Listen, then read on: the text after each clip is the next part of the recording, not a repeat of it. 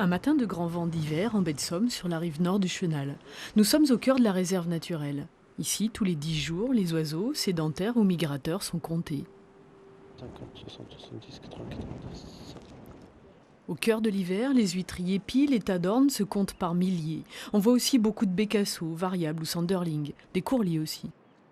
On va estimer un groupe de 10 ou 100 individus, ça dépend du groupe en général. Et après, on va reporter ce groupe à l'ensemble. C'est-à-dire qu'en fait, on ne va pas faire un comptage vraiment fin, mais on va faire plus une estimation du nombre d'oiseaux. La réserve est une halte majeure sur le chemin des migrations. Les oiseaux qui font route trouvent ici nourriture et tranquillité. Le comptage permet d'évaluer de grandes tendances concernant leur comportement ou l'état de santé des populations.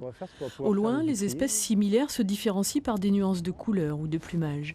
À l'oreille, le chant ou plus souvent le cri lorsque les oiseaux sont en groupe peut aussi être un indice d'identification.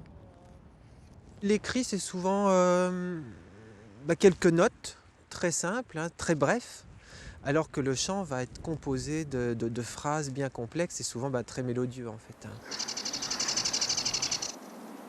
Le chant et ses mélodies sont liés aux manœuvres printanières de séduction et au contrôle du territoire.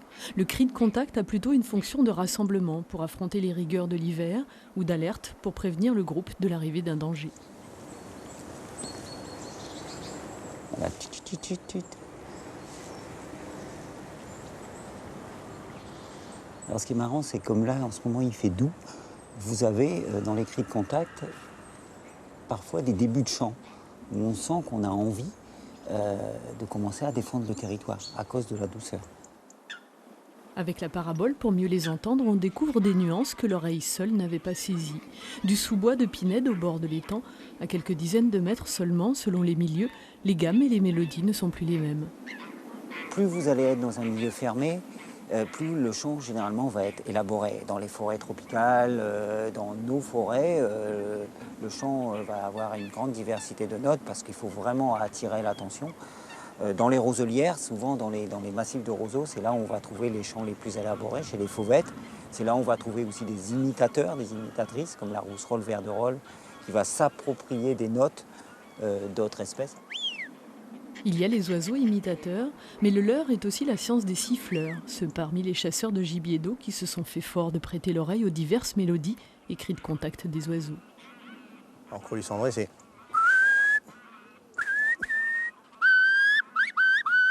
Quand il fuit, souvent, c'est... Son cri finit par « i », alors que quand il est pour venir, il finit par « u ».